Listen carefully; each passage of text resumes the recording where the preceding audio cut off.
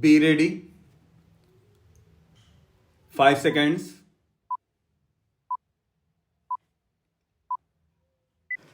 Start. The real limiting factor in industrialization is the lack of capital equipment. The difficulties are of getting the capital equipment and special experience from those countries which happen to possess it and who have a surplus of it. How far it can be obtained? It is for you to calculate and the producing countries to decide. If it is not obtained quickly, the process of industrialization may be somewhat delayed, but it will go on.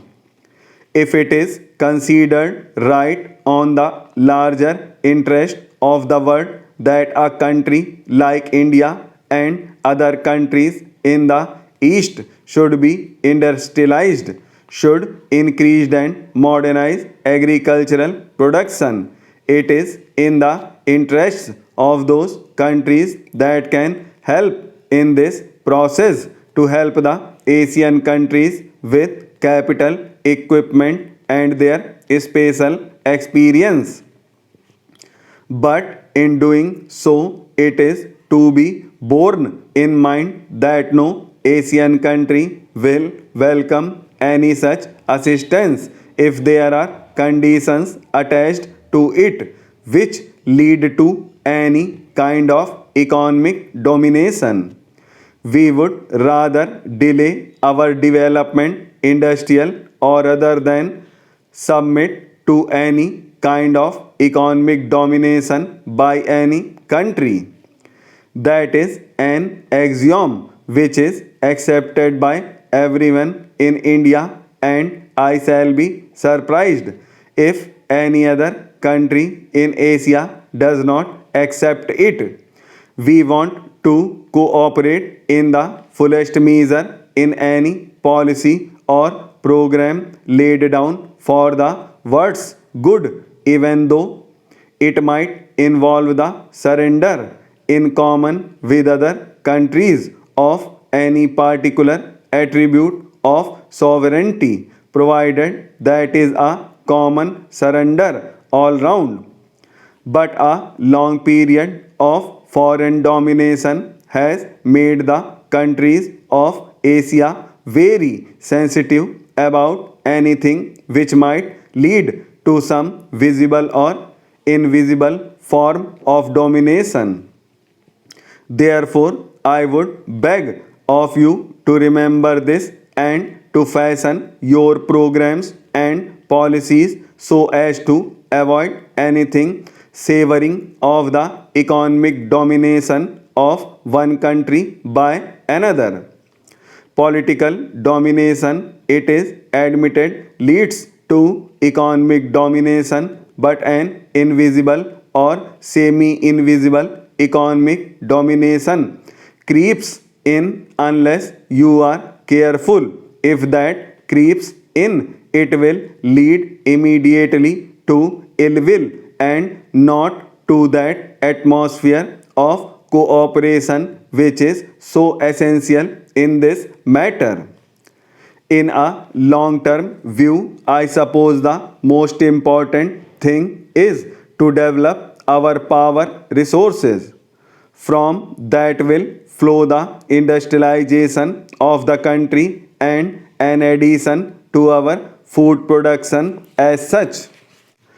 Measures for land reform will not create the necessary impact unless implementation is sincerely and speedily undertaken and the inputs necessary for increasing production are supplied on time at reasonable rates and in adequate measures, particularly to the small and marginal farmers. This will ensure increased production and better distributive justice. There is, however, little justification for confining such reforms to the rural sector only. The Monopolies and Restrictive Trade Practices Act appears to be a step in the right direction but is not adequate.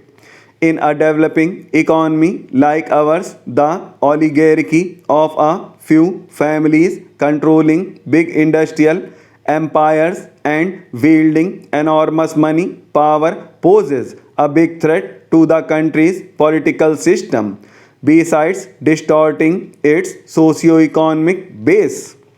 I would earnestly appeal to all that a suitable strategy should be devised and necessary steps taken to control such concentration of wealth in the larger national interests. As a country that missed the forest industrial revolution and hardly caught up with the subsequent ones, India finds itself in the unenviable position of having to race against time in coping with the multifarious challenges of a population explosion and the rising expectations of its people. The war against poverty cannot be fought and won through a mere redistribution of the existing resources that are inadequate for feeding and providing jobs for the great mass of our people. We must create more national wealth through a balanced development of agricultural and industrial sectors for marching forward to new frontiers of true equality and prosperity for all sections of our people. Our plans for socio-economic development have created hopes among our youth and they look forward to a better life. Our youth, the nation's most valuable treasure, must not feel impatient or apprehensive of the future. We need to effectively involve this vast reservoir of hardworking and intelligent manpower with the task of nation building, particularly in the rural areas. The draft 6th 5-year plan sets out a new strategy for the creation of massive job opportunities through accelerated development of agriculture and cottage and small scale industries. I appeal to all my fellow citizens, irrespective of their position or station in life, to participate actively in this challenging task and so assist the government in reaching the fruits of development to the people at large. A year ago today, the country was in a relaxed mood, having achieved in an orderly and peaceful manner the restoration of civil liberties so dear to all of us. Against such a joyous backdrop, a few scattered clouds on the distant horizon did not seem to hold any particular menace now.